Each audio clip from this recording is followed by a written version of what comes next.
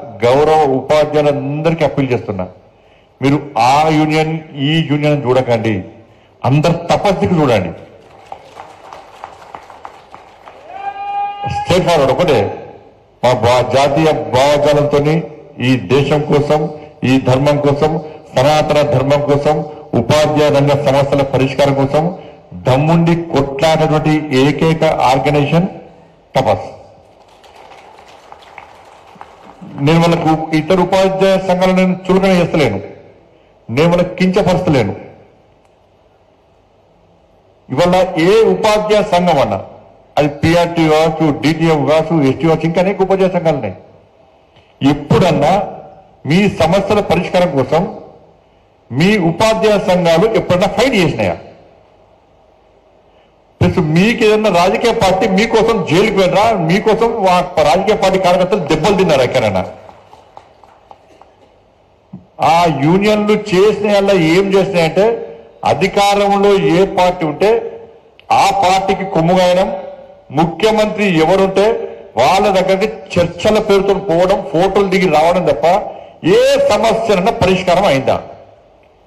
ఇవాళ మొన్న ఎన్నికల సందర్భం కూడా మీ డిఏల గురించి ఎవరు మాట్లాడలే, మీ పిఆర్సీ గురించి ఎవరు మాట్లాడలే, మీ ప్రమోషన్ల గురించి ఎవరు మాట్లాడలే, రిటైర్డ్ అయినటువంటి ఉద్యోగస్తుల గురించి ఎవరు మాట్లాడలే. ఎక్కడ ఎవ్వరు మాట్లాడలే. మాకు ఓటేసి గెలిపించారంటే టీచర్లు పిచ్చోళ్ళు అయిందేమన్నా?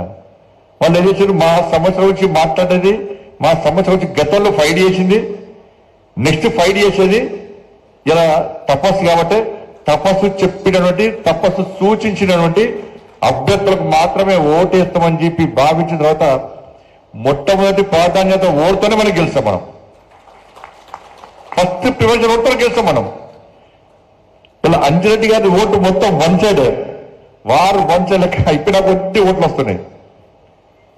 కాబట్టి అందుకే ఇతర ఉపాధ్యాయ సంఘాల ఉపాధ్యాయులకు విజ్ఞప్తి చేస్తున్నా, ఒక్కసారి మీరు తపస్సులో చేరండి. తపస్సు యొక్క ఆలోచన, తపస్సు యొక్క సిద్ధాంతము, తపస్సు యొక్క ఫైటింగ్ స్పిరిట్ ఒకసారి చూడండి. చూసి అందరూ వారు వంచనికనే ఈ తెలంగాణ రాష్ట్రంలో ఒకటే ఆర్గనైజేషన్ ఉండాలి, అది ఓన్లీ తపస్సు. చేస్తామన్నా, నేను వదిలిపెట్ట. ఇవాళ చేస్తున్నారు, మా ప్రవీణ్ ఇప్పుడే చెప్తున్నాడు. ఇవాళ 50 మంది పిఆర్టీ వాళ్ళనా డిటిఎఫ్ అస్సలు పెట్టినా దెబ్బ కామ్రేడ్స్ అంటారే, నాకు అర్థం కాలేదు కామ్రేడ్స్. దానిలో పనిచేసేంత మన మా ప్రవీణ్ ప్రవీణ్ సార్, మా ఇద్దరం దోస్తులం. నా మీద నేను ఏబీవీపీలో ఉన్నప్పుడు నా మీద 32 కేసులు, నా మీద ఆయన 32 కేసులు. నేను కొట్టద్దు, ఆయన కేసు అవుతుండే. ఆయన ఇప్పుడు ఉపాధ్యాయుడు అయిన కాబట్టి ఇప్పుడు ఉపాధ్యాయుడు నాకు వస్తాను, నాకు వచ్చిండు. దేనిలో అంటే డిటిఎఫ్ సరే పట్టించుకోండి, డిటిఎఫ్ అయింది అనుకున్నా.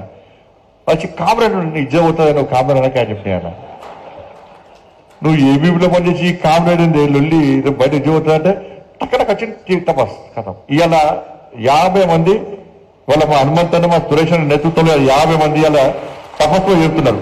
ఇక ఆగదన్నా, ఈ ఫ్లో ఆగదు. ఇక అందరూ వస్తూ ఉంటారు, ఇక అందరు వస్తూ ఉంటారు. మీరు ధైర్యం ఉండండి. ఇంతకుముందు హనుమంతన్న పనిచేసినట్టు, హనుమంతన్న చెప్పినట్టు యుద్ధం ఏందో స్టార్ట్ కావాలి. అంటే ఉద్యోగాలు పోతే ఎక్కడ భయపడకండి. మన వేరే ఉద్యోగాలు మన డైరెక్ట్ ప్రచారం చేసిన వాళ్ళే చాలా మంది. ఎవరికైనా అయిందా? అయితే మేము లేవానే. అరే రాష్ట్రంలో వాళ్ళుంటే కేంద్రంలో మనం ఉన్నాం. రాష్ట్రంలో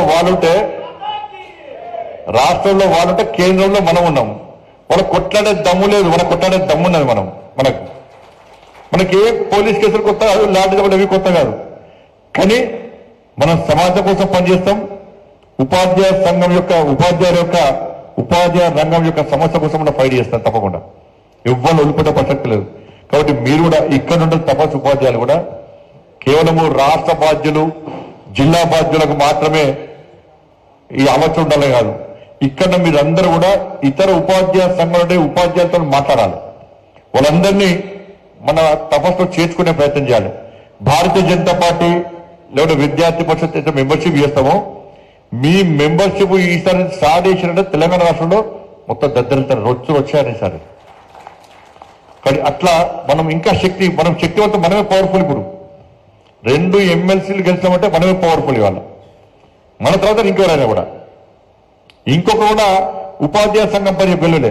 కాబట్టి దయచేసి అందరు కష్టపడి పనిచేయండి. ఏంటంటే తెలంగాణ ఉద్యమం అప్పుడు 42 రోజుల పాటు సకల జనుల సమ్మె చేసి ఇలా తెలంగాణ రాష్ట్రాన్ని సాధించిన గొప్ప వ్యక్తుల గొప్ప తరం అనేది.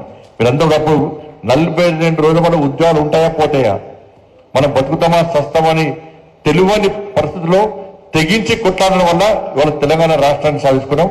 ఇలా ఉద్యోగ ఉపాధ్యాయ వర్గాల యొక్క గొప్పతనం సకల జనుల సమ్మె. అంత కష్టపడి అన్ని ఉద్యమాలు చేసి తెగించి కొట్లాడి సాధించుకున్న తెలంగాణ రాష్ట్రంలో ఇలా పరిస్థితి ఏంటో మనం ఆలోచించాలి.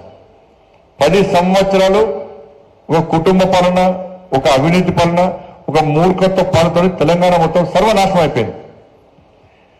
ధనిక రాష్ట్రం అప్పుల పాలైంది, కానీ ఒక కుటుంబం మాత్రం ధనికులు అయిపోయారు. వాళ్ళు మామూలు పాస్పోర్ట్ దందా చేసి దొంగ నోట్ల దందా చేసే కుటుంబం ఇలా 1000 కోట్లు సంపాదించింది.